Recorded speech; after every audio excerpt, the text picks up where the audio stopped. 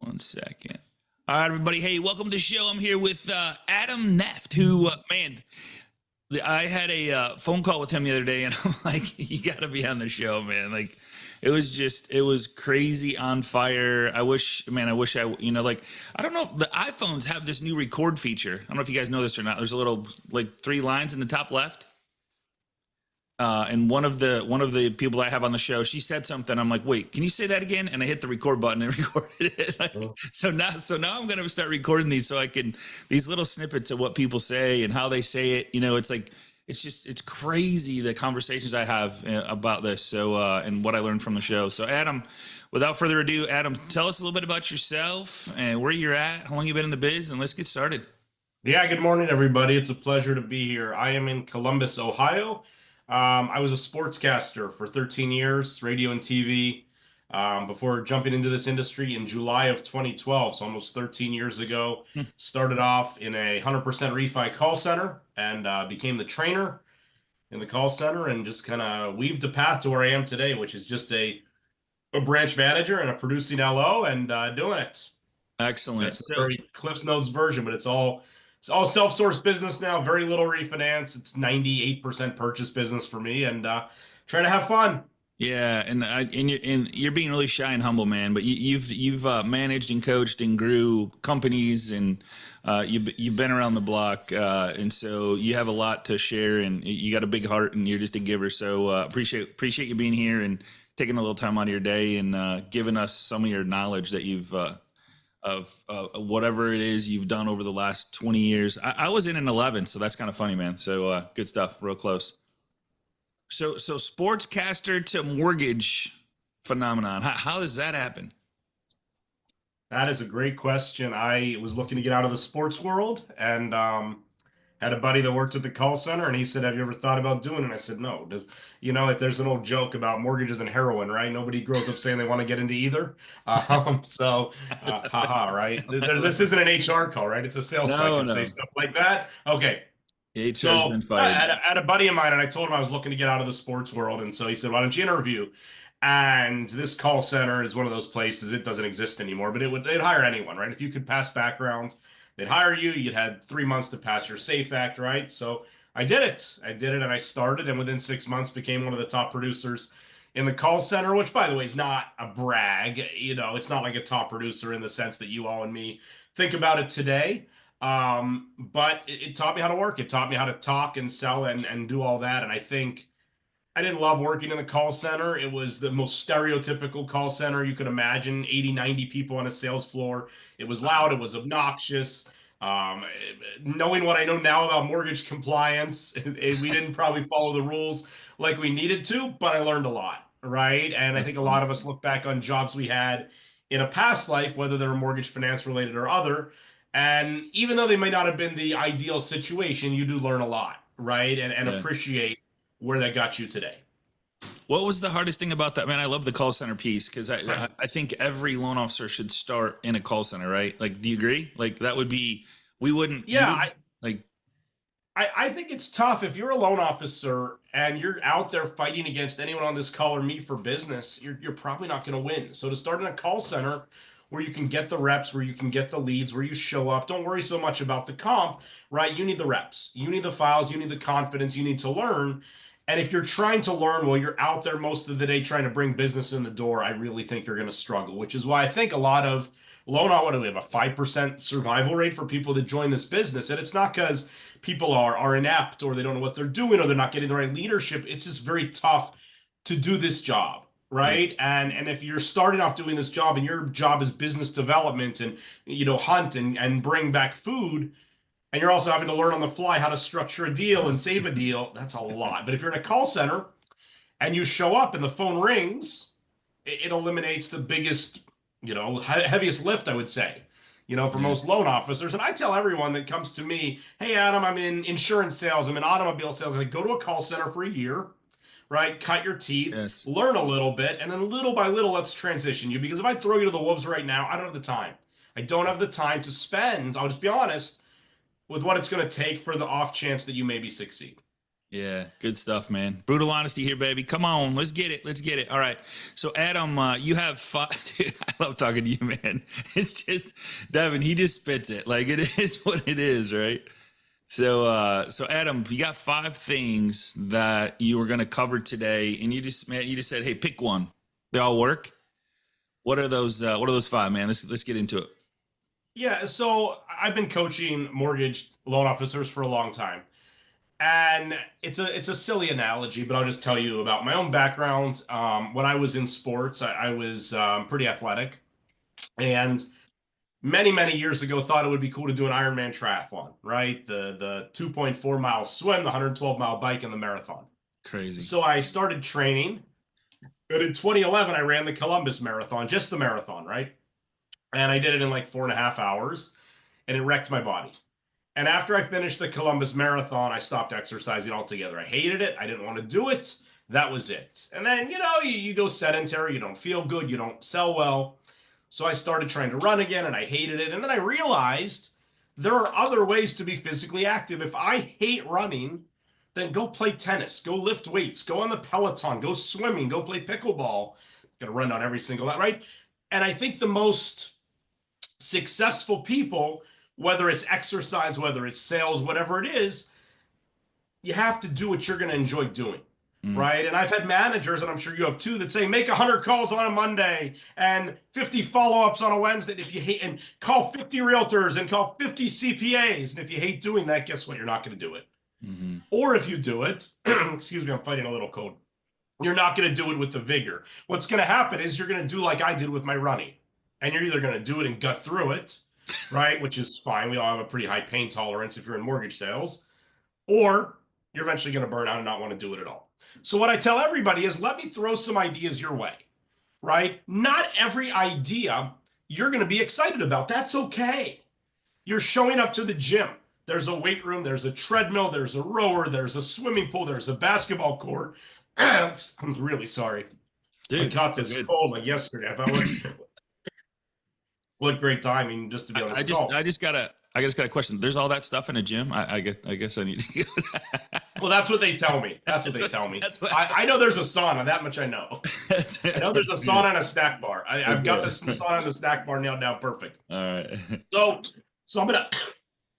I'm really sorry, guys. Normally I speak very well. Well, maybe not that well, but better. So what I want to do is just throw some ideas your way. And what I really want to stress is if I say something and you think, boy, if I got up on a Wednesday morning and had to do that, I would have anxiety. I would be miserable. Then don't friggin' do it, right? If you're not excited to do it, it will come across in your communication. It will come across in your scripting. Don't do it. There's nothing you should feel like you're forced to do, because if it's not genuine, you're not going to do it at a high level, and it's just going to ruin your day, right? So I'll give you a couple examples. One thing I started doing last year was reaching out to CPAs and tax attorneys. Non-QM to me, so I'm in Central Ohio. It's a very vanilla housing market. Some of you are probably in Boston, New York, Miami, LA, Chicago, right? Dallas, all great area. Columbus, Ohio, not a lot of condos, not a lot of multifam, right? So non-QM to me was always a save alone, right? If Scott called me yesterday and he said, hey, Adam, I was pre-approved by ABC Bank. 2 weeks before closing, they're denying my loan. Okay, why are they denying your loan? Well, I'm self-employed. I'm like, oh boy, right? Yeah. So what am I going to try to do? A bank statement loan. And probably just like a lot of you, over the years, I'd get 3 or 4 of those a year, right? Sometimes it works, sometimes it doesn't. But at the very least, I wasn't the bad guy because I wasn't the one that pre-approved. And if I could save the day, I was a hero. And then I had this epiphany.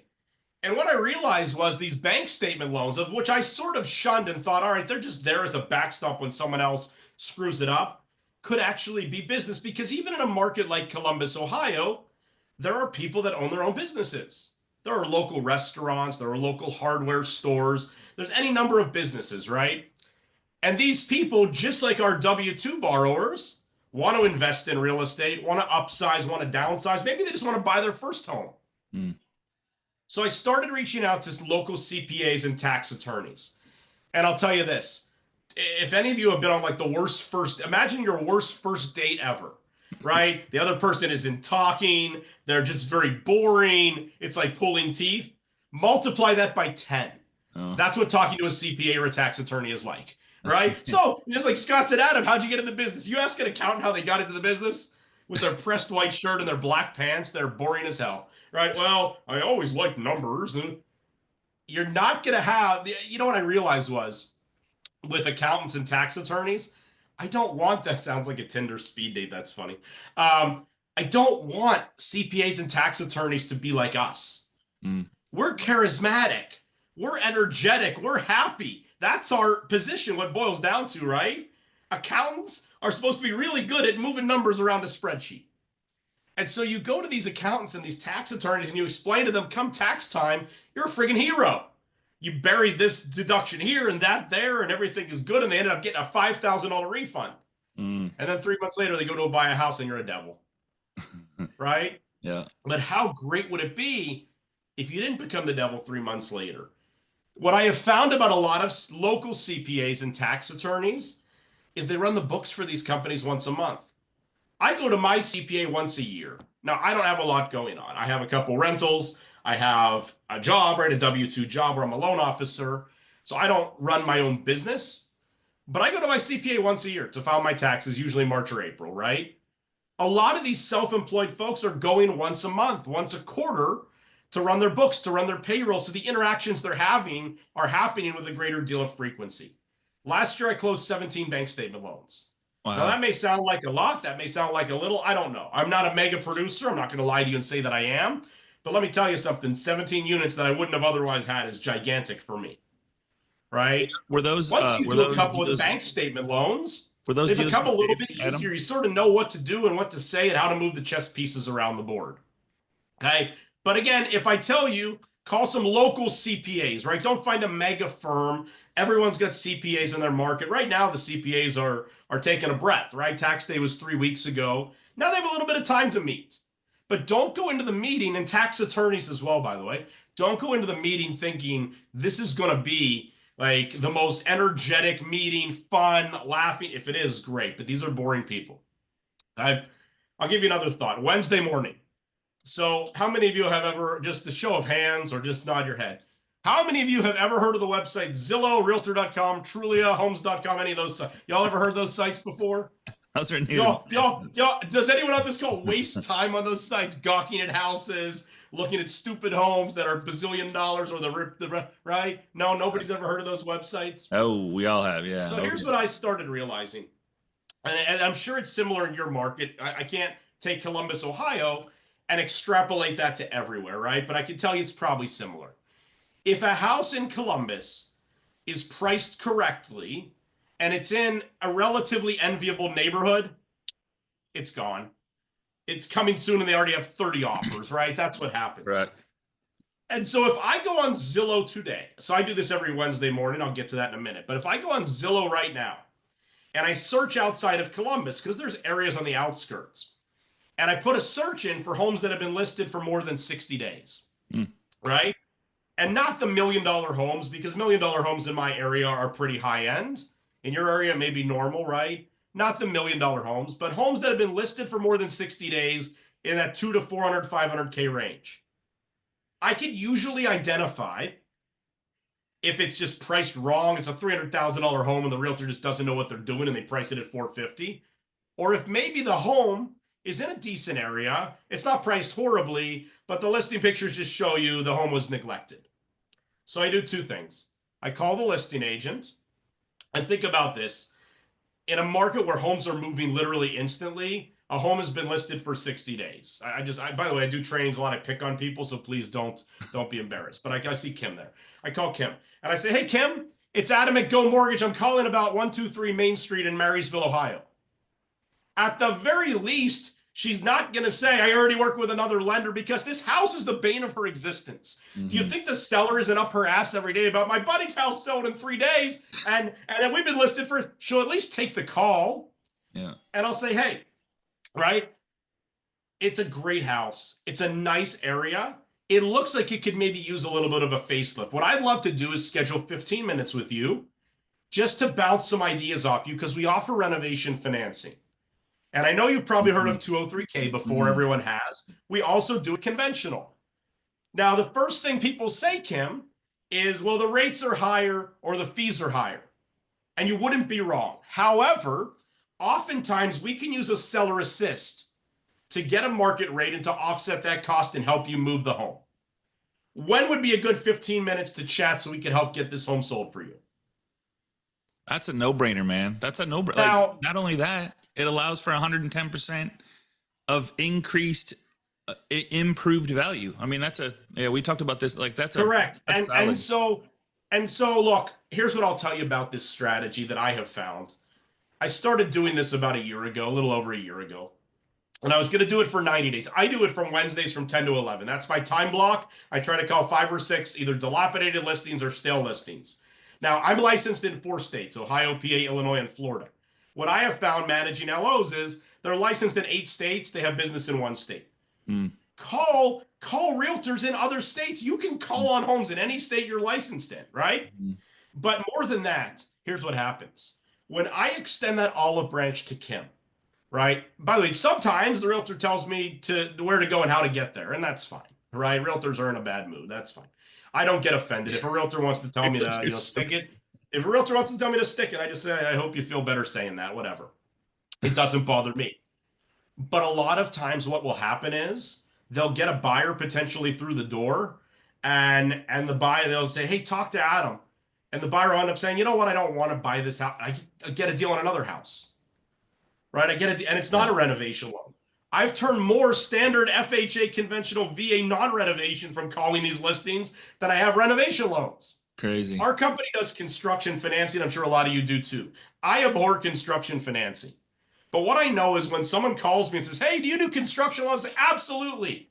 95% of the time they end up buying either a new build, or we don't have to do the construction financing, or just an already existing home.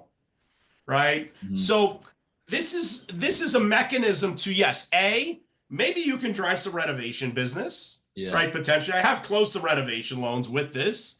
But B, it's all about throwing that realtor a little bit of a life preserver, because that house has been sitting there 30, 60, 90 days. The seller is getting antsy. The realtor is getting annoyed. They're not getting any traction. What are they going to do? Another $5,000 price reduction? That doesn't do a damn thing, right?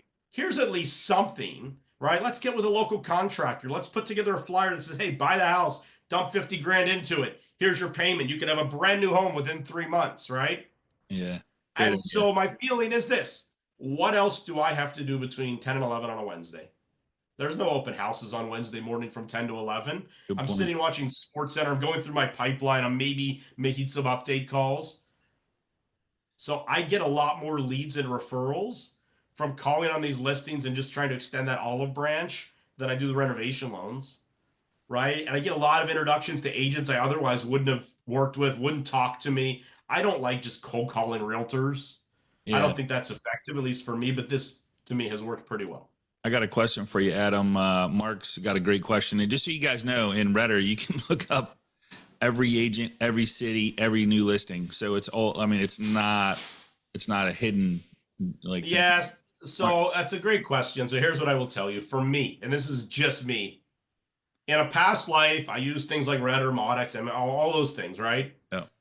And it would psychologically destroy me. If I saw Susie Smith with Remax did 20 buy sides last year and 18 were with a lender that's a big dog in my market, I would call and immediately my brain is like, well, I'm already defeated, right?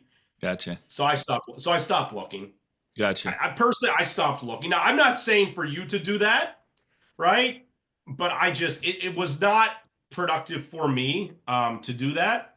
So you go 60 days, just 60? Is 60s like you find the anything over 60 typically. Okay. And I typically do it outside of Columbus, because inside Columbus it's very rare, right? Okay. The house has just got to be priced wrong or completely decrepit. But Ohio's a large state. There's a lot of cities in Ohio y'all probably have never heard of. I wouldn't have heard of them either. You know, Chillicothe, Xenia, Canton, Akron. Yeah. Those markets have the $200,000-$300,000 Govy business, which is very lucrative business. The clients are awesome. The deals close. The competition isn't as great. A lot of the smaller areas, all they have is one local bank, right? They don't have more. I don't know. It's probably a mixture of IMBs and brokers on here, I would assume. Yes. Right? And maybe some of your bankers, nothing wrong with a bank. What I'm saying is that the local bank probably doesn't even offer a lot of the renovation, financing and stuff like that. So, if you're in Chicago, Illinois, Great right, idea. chances are you're licensed in the whole state of Illinois. If you got an Illinois license, it covers Skokie. It covers, right? Forget Chicago. Yeah. Call Evansville or Yeah. Evanston or whatever it Yeah. is. I'm Yeah. not, One of I those. do some business in Chicago, right? The beauty of it is it costs nothing. You're all on Zillow anyway. I know you are. I chart all your internet browser history. Some of you are in trouble. I'm just kidding. But you're already on Zillow and Trulia, gawking at homes, looking at homes, running numbers, seeing how long it's been listed.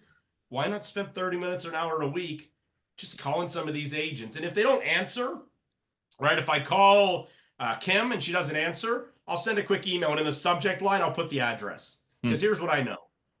If a house has been listed for 60 days of this market and an agent sees an email with the address in the subject, they'll at least open it. Yeah. They may open it and say, that Adam, what a son of a bitch, as another freaking lender or whatever. They're going to open it. Yeah. That listing is the bane of their existence. Interesting. That's cool, man. I love that. I love that strategy, actually. That's kind of a no-brainer. I mean, I don't know if you guys caught this or not, because like you know this so good, but when you're calling these listings, he's getting referrals of people that might want to go through this program, and they don't do the program. They don't buy that house. They buy another house, but they still stay with Adam. So you're building a relationship with somebody that has buyers coming in, has buyers looking at the home, other agents that are showing the home. So there's a lot of different aspects here that I truthfully never even thought of. It's right now, it's a lead gen game. There's two things I think we have to do: generate leads and get offers accepted. That's it, right? Yeah. And not as far as like taking care of the realtors, whatever, but generate leads, get offers accepted. There are a lot of good loan officers in my market I'm around at other companies, and we meet. There's about 15 of us. It rotates, how many people show up. But on the third Tuesday of every month, we all meet for 2 hours just to brainstorm. If someone's got I don't do a lot of land loans, right? I'll get a land loan and I'll just send it to somebody else, right? And a lot of them are struggling. And when I talk to them, I try to hone in on, okay, are you just not generating enough leads, or do you have the leads and you're not getting offers accepted, or maybe both, right? But that's my focus every day at work, is how do I generate people to apply, pre-approve, move forward, and then once they're ready to move forward, how do I get their offer accepted? Nothing else matters, right? Nothing else matters. What you said a script to me that I thought I wish I had it recorded about calling agent, and I don't think it was to do with the listing that was 60 days. It was a different one when we were on the phone, and it was really good. I don't know if it was FSBOs. I don't know if it was just calling agents, period, about generating leads for them. Yeah. So I'll answer the question in the chat real quick. Okay. What's the subject line for the emails you send? It's just the address of the home. If it's 123 Main Street in Marysville, Ohio, subject is 123 Main Street, Marysville, Ohio. Good morning, Deb. Adam Neft with Go Mortgage. I know you get a lot of emails from lenders. Saw this house listed, right? Would love to throw some ideas your way for how we can get this thing unstuck and sold, right? Including renovation financing, which I'm sure you've heard of, but probably aren't as familiar with. Let me know when you have 15 minutes to chat. Thanks so much, Adam. Love it. And look, again, I don't want to mislead anybody here. You're not going to bat 1,000. I think sometimes people hear people like me, or even some of you have probably coached and presented before, and it's all like sunshine and roses, like, oh, Adam's closing 1 million loans. A, I'm not, right? But B, I make a lot of these calls and the realtor says no thanks or piss off. It's a numbers game, right? So don't do this for 1 or 2 weeks, not get any leads and be like, well, that's BS, right? The way I do it myself, and I'll get to Scott, your question in a minute, is I try to set it up for 90 days. And I figure out, okay, what's my metric for success? If I start doing this tomorrow, right, and every Wednesday I'm going to call for an hour on dilapidated listings for 90 days. Yeah. Do I need to fund 2 loans? Do I need 5 leads? What is my metric to see if this is actually working? Because a lot of times what we do is we just start doing something and we never track it. We never set a goal or what we want the outcome to be. The outcome doesn't have to be locked in funded loans. I mean, that's the name of the game, right? But again, my goal is leads and offer acceptance. Sometimes deals fall out, right? But if I get the offers accepted. So if after 90 days, I want to generate, let's say, 7 leads. So we get to the 90th day, we get to 3 months later, and I've generated only 5 leads. So I fell a little bit short of my goal, but then I asked myself, okay, did I set the goal too high? Possibly. Did I execute poorly? Or was it just a bad idea? I've had a million bad ideas. There is a graveyard somewhere in Columbus, Ohio, filled with my ideas. It is overflowing with things I've tried that didn't work, but it didn't Yeah. cost me a damn thing.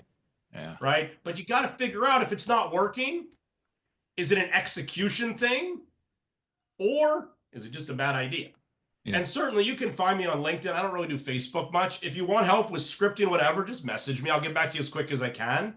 Yeah. But just measure what you do. So to your question, Scott, Yes, sir. what I've realized with realtors is a lot of them, 7 leads. I'm just making something up, like 7 leads in 90 days. That's not what I actually did. I'm just saying, like, you have to have a goal in mind.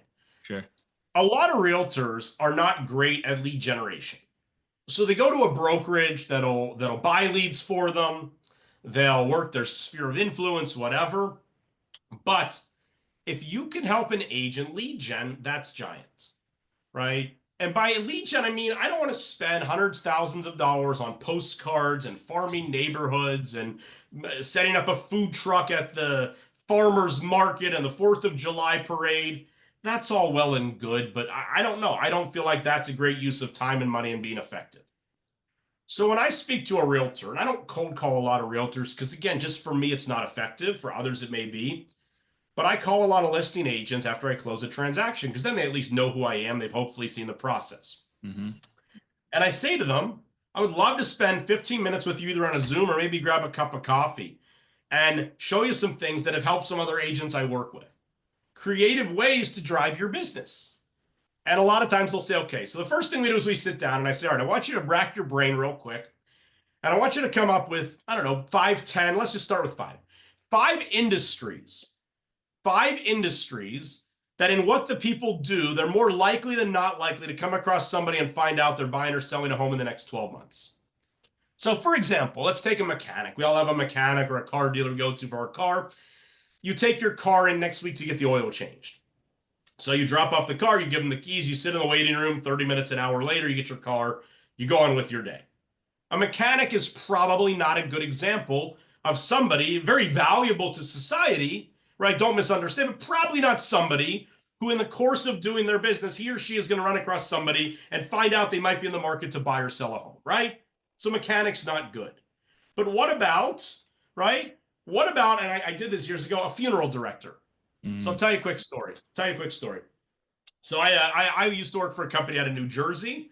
It was a subsidiary of a bank. I was the only employee in Ohio, and I did a first-time buyer seminar. A couple of days later, a young lady called me, said she liked the seminar, wanted to buy a house, got into contract. The realtor calls me, says, Adam, I've never heard of you, never heard of your company. We got a quick close. It's like a 45-day close. Easy, single girl, 800 credit, right? So we knocked this out quick, and it was the most layup you could ever imagine. So the realtor, the buyer's agent, says to me, you know, that was very impressive. I'd love to invite you to our team meeting. We meet every Monday at like 3. So I went in. I looked up the brokerage. I was still relatively new to the business and saw this is one of the top brokerages in Columbus. So I'm, of course, very nervous. Like I'm shooting way above, right? I'm out kicking my coverage by a ton. So I sat through the team meeting, talked a little bit, whatever. And I went up to the broker owner afterwards, and it's this woman named Marilyn.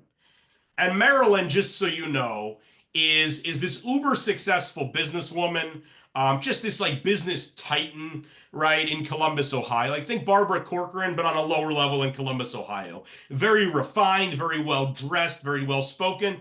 And here's Adam with his black hooded t-shirt or black hooded sweatshirt, right, that uses colorful language and likes to have a beer and watch. So I go up to Marilyn, introduce myself, and I say, Marilyn, I got a question for you.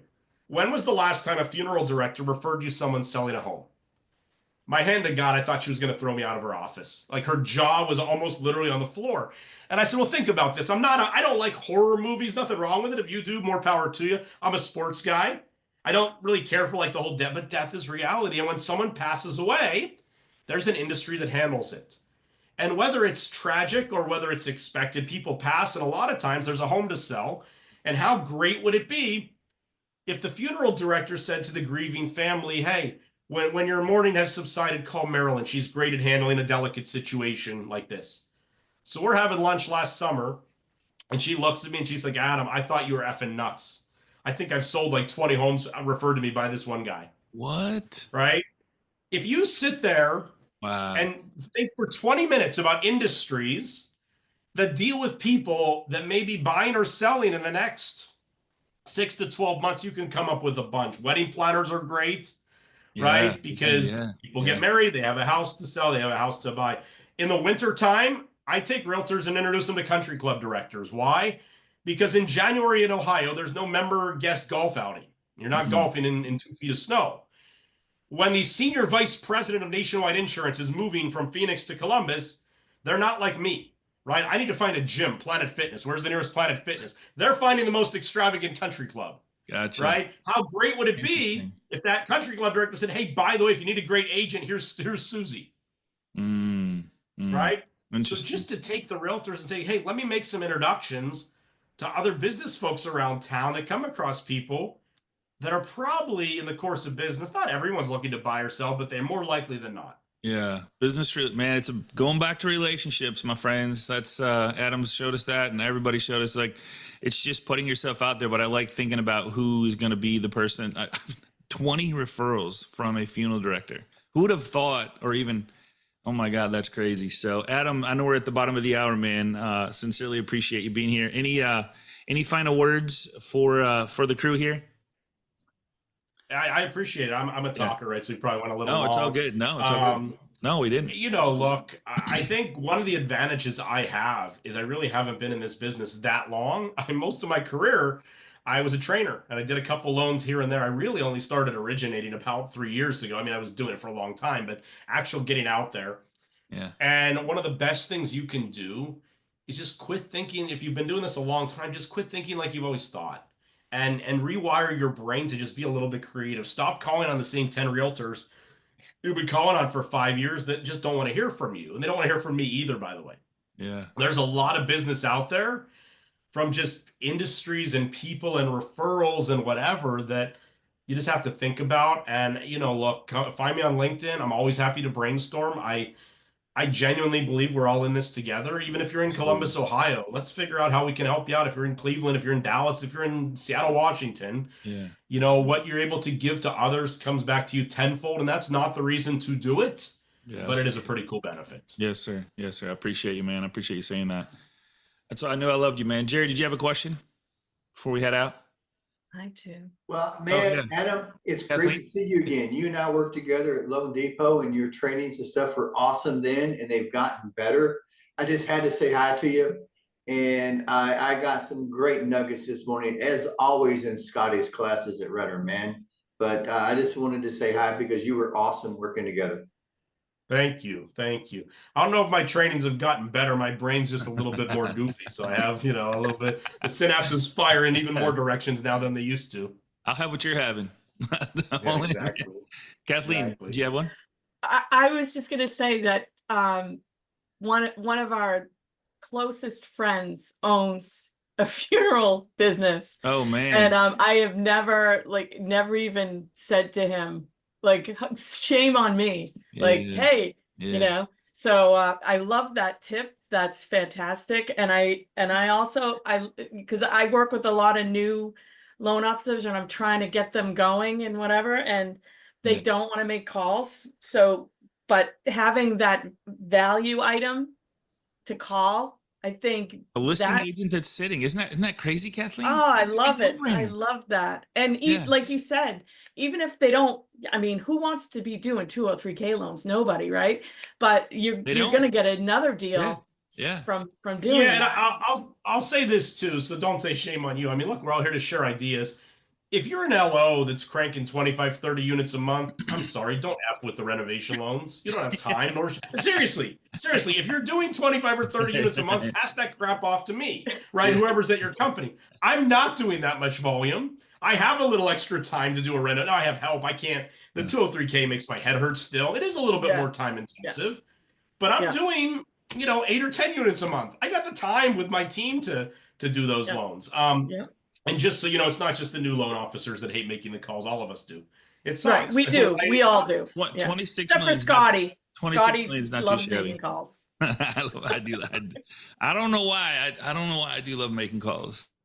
So we can have fun with it. we could have fun with it. And I think I have so much fun. Like it's so fun. Like if you can make it a drag and like all the pent up and emotions with it, or you just know that it's part of the equation and accept it and believe you have something to give and can give something, zero expectation. I think that's it, Scott. Is know that you have something to give, right? You know, I think that's where a lot of people kind of fail, because we're like, man, what do I have to give this person? But you know, at the end of the day, if you explore that with them, right? Like, hey, like, you know, I just want to be of value to you. You know, what is the one thing in your business, if solved, is going to solve 10 other problems? You know, let's talk about that, right? Hey, I'm taking a poll with all the people that you know, in my network. You know, what's the one thing, if solved, solves 10 other problems?